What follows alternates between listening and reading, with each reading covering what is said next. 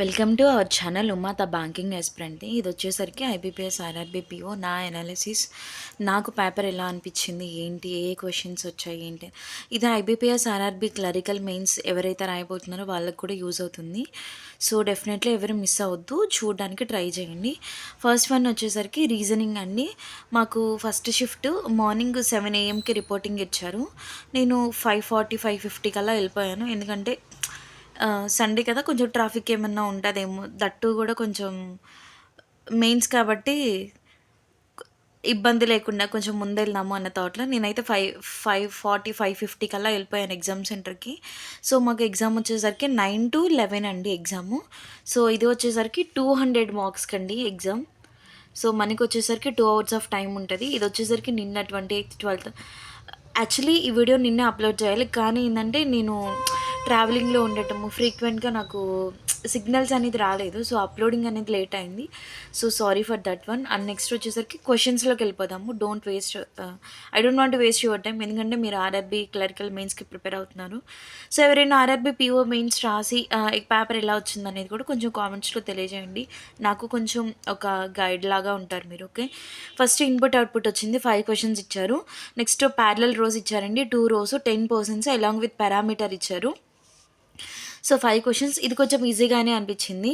Next designations based puzzle, sub staff to CEO ఇచ్చారండి. Increasing order 5 questions అండి. Okay, 7% ఇచ్చారు. 7% అండి ఇది. నెక్స్ట్ పర్సన్స్ విత్ పారామీటర్స్ 9% ఇచ్చారు అలాంగ్ విత్ పారామీటర్. ఆల్ఫాబెట్స్ ఇచ్చి దానికి కలర్స్ ఇచ్చినట్టున్నారు. సో 9%, 9 floors అనుకుంటా. సో ఇదైతే నేను చేయలేదు. నెక్స్ట్ సిలాక్స్ ఇచ్చారు, ఈజీగానే ఉంది. సిలాక్స్లో ఈజీగానే ఉంది, బాగానే ఉంది. నెక్స్ట్ బ్లడ్ రిలేషన్ అండి, ఒక చిన్న ట్రిక్ ఇచ్చాడు. ఆ చిన్న ట్రిక్ అనేది వస్తే క్వశ్చన్ అనేది అయిపోతుంది, బాగానే ఉంది. నెక్స్ట్ డేటా సఫిషియన్సీ ఇచ్చారు. నిజం చెప్పాలంటే ఎవరైతే మెయిన్స్ ఎగ్జామ్స్ రాసారో అందులో డేటా సఫిషియన్సీ చేస్తారో వాళ్ళందరికీ అయితే చాలా ఈజీ అని చెప్పుకోవచ్చు. జస్ట్ నార్మల్గా బేసిక్గా ఇచ్చాడు డేటా సఫిషియన్సీ కూడా, పెద్ద డెప్త్ అయితే ఏమీ లేదు. Number based puzzles, word based. Actually ఇదైతే నేను చూడలేదు, నాకు ఇక్కడికే టైం అయిపోయింది. ఇన్పుట్ అండ్ అవుట్పుట్ ఈజీగానే ఉంది, కాకపోతే కొంచెం లాజిక్ తెలియడానికి టైం టేకింగ్. ప్యారలల్ రోస్ బాగుంది. డెసిగ్నేషన్స్, నెక్స్ట్ వచ్చేసరికి పర్సన్స్ విత్ పారామీటర్, ఇది కూడా బాగానే ఉందండి, కానీ మొత్తం చేయలేకపోయినా, నాకు అంత టైం సఫిషియెంట్ లేదు. సిలాక్స్, బ్లడ్ రిలేషన్స్, డిఎస్ ఇంతవరకు అండి. ఓకే, నెక్స్ట్ వచ్చేసరికి number based puzzle, word based నేను సీరియస్లీ చూడలేదు. నేను ఈ క్వశ్చన్ దాకా రాలేదు, సీరియస్లీ చెప్తున్నా. అయిపోయింది, నాకు అప్పటికే టైం అయిపోయింది. నెక్స్ట్ కంప్యూటర్ అవేర్నెస్, నేను ఎవరైతే ఆర్ఆర్బీ క్లరికల్ మెయిన్స్కి ప్రిపేర్ అవుతున్నారో వాళ్ళకి చెప్తున్నాను. కంప్యూటర్ అవేర్నెస్ అనేది ఇన్డెప్త్గా ఇచ్చాడు. ఎలా అంటే ఇప్పుడు origin of the computers basics ఉంటాయి కదా, ఫస్ట్ జనరేషన్, సెకండ్ జనరేషన్, అసలు ఎవరు ఇన్వెంట్ చేశారు, ఏంటి, బేసిక్ పాస్పల్ అంటే ఏంటి, అబాకస్ అంటే ఏంటి, ఇవన్నీ కూడా క్లియర్గా ఉంటాయి కదా. సో మీరేం చేస్తారంటే ఎంసీక్యూ బేస్డ్ కాకుండా థియరిటికల్ పార్ట్ చూసి దానికి ఒక టెస్ట్ అనేది రాయటం అనేది చూడండి, ఎందుకంటే 1 month ఆఫ్ టైం ఉంది కదా.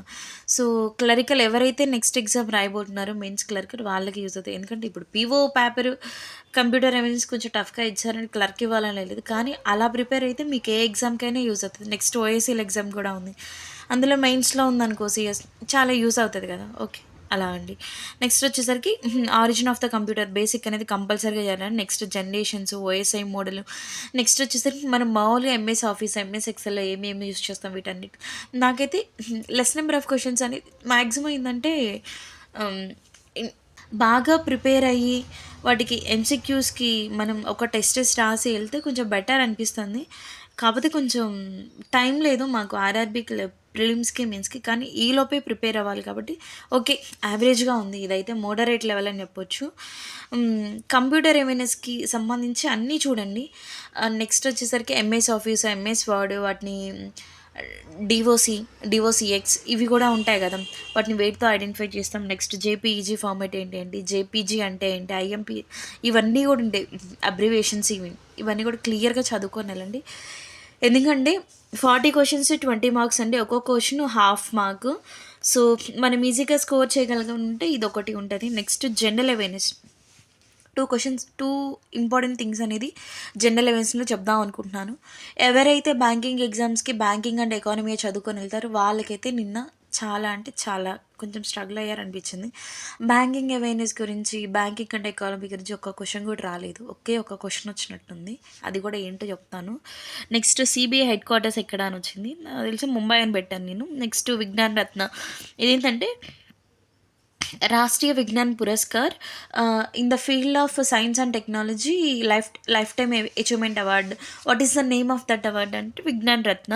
నెక్స్ట్ ఏషియన్ మెంబర్స్ ఎవరు అన్నారు. సో రీసెంట్గా 11th మెంబర్ తైమూర్ లెస్ట్రీ అనేది ఏషియన్ సమ్మిట్ కౌలాలంపూర్లో జరిగింది కదా, అక్కడ అనేది మెంబర్గా యాడ్ అవ్వటం జరిగింది. సో నాకు తెలిసి 11.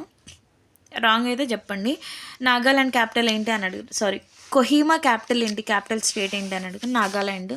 ఇదైతే నేను రాంగ్ పెట్టేసిన. నెక్స్ట్ కాయిన్ సిరీస్ అడిగారు. కాయిన్ సిరీస్ నాకు తెలీదు. నెక్స్ట్ పిఎం అభిహం. ఇంకోటి ఏంటంటే ప్రధానమంత్రి నరేంద్ర మోడీ గారు అక్టోబర్ మంత్లో చాలా అంటే చాలా స్కీమ్స్ అనేది మనకి రివైజ్ చేయడం జరిగింది. దానికి సంబంధించి ఏదో ఒక ఇంపార్టెంట్ థింగ్స్ కానీ, పారామీటర్స్ కానీ, లేకపోతే ఎక్స్టెండ్ చేయడం కానీ, ఇవన్నీ అవి మాత్రం క్లియర్గా చూడండి. ఒక క్వశ్చన్స్ అనేది ఎప్పుడు దాకా ఎక్స్టెండ్ చేశారు ఏం అడగలేదు, కానీ పిఎం అభిహామ్ దేనికి రిలేటెడ్ అన్నట్టు అడిగారు. ఎన్పిసిఐ ఆన్సర్కి సంబంధించి ఒకటి వచ్చింది, అంటే పేమెంట్ అండ్ రెగ్యులేటర్స్ని ఎవరు చేస్తారు అన్నట్టు. నెక్స్ట్ క్వశ్చన్ ఎలా అడిగారంటే స్క్వైర్ అంటే which of the following country flag is not in square shape అని అడిగారు. సో మనది పాకిస్తాన్, చైనా తప్ప నాకైతే అమెరికా ఒకటి ఇంతవరకు తెలుసు, నాకైతే ఇంకేం తెలియదు. నెక్స్ట్ సరిస్కా టైగర్ రిజర్వ్ ఎక్కడుందని అడిగారు. ఇది కూడా మనకి స్టాటిక్ జీకే అని చెప్పుకోవచ్చు. UPI India used by the which of the countries అని అడిగారు. ఒక 3 కంట్రీస్ ఇచ్చారు. నెక్స్ట్ వన్ వచ్చేసి ఆల్ ఆఫ్ ద ఎబో ఇచ్చారు. నేనైతే ఆల్ ఆఫ్ ద ఎబో అని పెట్టా. ఎక్సర్సైజ్ బ్రైట్ స్టార్ ఏ కంట్రీస్ మధ్య జరిగిందని చెప్పారు. నెక్స్ట్ మీరాబాయ్ చౌహాన్ విన్ అయితే అయింది, కానీ ఎన్ని కేజెస్ కేటగిరీలో అన్నారు. 48 కేజెస్ నాకు తెలిసిందైతే. ఓకే, చీఫ్ ఎలక్షన్ కమిషన్ ఎవరు అని అడిగారు. సో ఒక 4 ఆప్షన్స్ ఇచ్చారు. ఆ 4 ఆప్షన్స్లో ఒకటైతే correct. Next election commission of India appointed by whom అన్నారు. మనకి ప్రెసిడెంట్ అపాయింట్ చేస్తారు. నేషనల్ క్రిటికల్ మినిట్స్ ఎప్పుడు లాంచ్ చేశారు? 2025లో లాంచ్ చేశారు. అది కూడా అక్టోబర్లో లాంచ్ చేయడం జరిగింది. దానికి సంబంధించిన బడ్జెట్స్ ఇవన్నీ కూడా క్లియర్గా చూసుకొని వెళ్ళండి. ఇంగ్లీష్ ఏం లేదండి, ఫిల్లర్స్ ఒక పారాగ్రాఫ్ ఇచ్చి ఒక 5 ఫిల్లర్స్ ఇచ్చారు, 5 questions. Reading comprehensions 2 reading comprehensions ఇచ్చారు. ఒక దాంట్లో 6, ఒక దాంట్లో ఏమో 7 క్వశ్చన్స్ పడ్డాయి అనుకుంటా. 6 or 5, ఇంకోటేమో 7 క్వశ్చన్స్ పడ్డాయి 2 పారాగ్రాఫ్లు.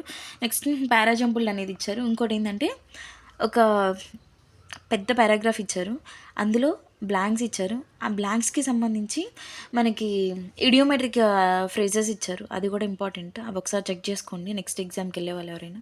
ఆర్ఆర్బీ పిఓ కదా, ఆర్ఆర్బీ క్లరికల్ మెయిన్స్కి. క్వాంటమ్ నెంబర్ సిరీస్ 5 క్వశ్చన్స్ అండి. 4 అనేది ఈజీగా ఉంది, 3 to 4. డిఏ వచ్చేసరికి 2 డిఏస్ ఇచ్చారండి. నెక్స్ట్ వన్ వచ్చేసరికి డబుల్ పై చార్ట్ బేస్డ్ ఒకటి ఇచ్చారు, కొంచెం ఈజీగానే ఉంది. Next frictions and non frictions Monday, Tuesday, Wednesday ఇచ్చారు. సారీ, నెక్స్ట్ వచ్చేసరికి frictions and non frictions Monday, Tuesday, Wednesday 3 days ఇచ్చి ఫ్రిక్షన్స్ ఇచ్చి నాన్ ఫ్రిక్షన్స్ అలా ఇచ్చాము. Veg and non veg based ఇది కూడా వచ్చేసరికి డిఐ. నెక్స్ట్ మిస్లీనియస్ క్వశ్చన్స్ కూడా టైమ్ అండ్ వర్క్అవుట్ వచ్చింది. నెక్స్ట్ వచ్చేసరికి మిక్చర్స్ అండ్ అలిగేషన్స్ ఒకటి వచ్చినట్టుంది. ఇంతవరకే నాకు గుర్తున్నాయి. So this is completely regarding the IBPS RRB PO mains paper. So ఎవరైనా అటెంప్ట్ చేసినట్లయితే మంచిగా మీ అటెంప్ట్స్ అనేది తెలియజేయండి. సో నాకైతే పేపర్ అనేది మోడరేట్గా అనిపించింది. ఎలా అంటే కంప్యూటర్ అవేర్నెస్ ప్రిపేర్ అయినంత నేనేం చేశానంటే మొత్తం బేసిక్ చదువుకొని దానికి ఎంసీక్యూ టెస్టెస్ రాశాను. నాకైతే కొంచెం కంప్యూటర్ అవేర్నెస్ టఫ్ అనిపించింది. నెక్స్ట్ జనరల్ అవేర్నెస్ కూడా బ్యాంకింగ్ రిలేటెడ్గా అయితే చాలా తక్కువ పడ్డాయని చెప్పొచ్చు. నెక్స్ట్ ఎగ్జామ్కి ఎవరైతే ప్రిపేర్ అవుతున్నారో వాళ్ళు స్టాటిక్ జీకే మీద కూడా కాన్సన్ట్రేట్ చేయండి, ఓకేనా. ఇంగ్లీష్ అనేది ఎవరైతే రోజు పేపర్ చదువుతారో, ఇంకోటి ఎవరైతే ఐబీపీఎస్ ఆర్ఆర్బీ క్లర్క్ మెయిన్స్ కూడా రాసే వాళ్ళు ఈ వీడియో చూస్తున్నారో వాళ్ళు ద ఎకనామిక్స్ అని మ్యాగజైన్ ఉంటుంది. ఆ మ్యాగజైన్ ఒకసారి రిఫర్ చేయండి, అదైతే మీకు కంపల్సరీగా యూజ్ అవుతుంది. అండ్ కుదిరితే డైలీ హిందూ ఎడిటోరియల్ చదవండి. నాకైతే కొంచెం యూజ్ అనిపించింది హిందూ ఎడిటోరియల్, చాలా అంటే చాలా. యాక్చువల్లీ రూరల్ బ్యాక్గ్రౌండ్ నుంచి వచ్చి ఇంగ్లీష్లో కొంచెం మార్క్స్ గెయిన్ చేయడం అంటే కొంచెం మాలాంటి వాళ్ళకి టఫ్. జీనియస్ వాళ్ళు ఉంటారు, వాళ్ళకైతే ఈజీగా ఉంటుంది, ఓకేనా. క్వాంట్ అంటావా ఇంకా మనకి బేసిక్ అనేది స్ట్రాంగ్గా ఉంటే ఎవ్రీథింగ్ ఈజ్ ఈజీ అండి. This is completely about the IBPS RRB PO mains strategy, my analysis. So ఎవరైతే కొత్త వాళ్ళు చూస్తున్నారో వాళ్ళకి గానీ నా వీడియో గాని నచ్చినట్లయితే డెఫినెట్‌లీ లైక్ చేసి, షేర్ చేసి, సబ్స్క్రైబ్ చేయండి. Next RRB clerk mains general awareness, computer awareness వేటి మీద ఫోకస్ చేయాలి? 1 మంత్ ఆఫ్ టైమ్ ఉంది. పేపర్ ఎలా వస్తది? ఏంటి అని క్లియర్‌గా నెక్స్ట్ వీడియోలో చెప్తాను. Thank you. Thank you so much.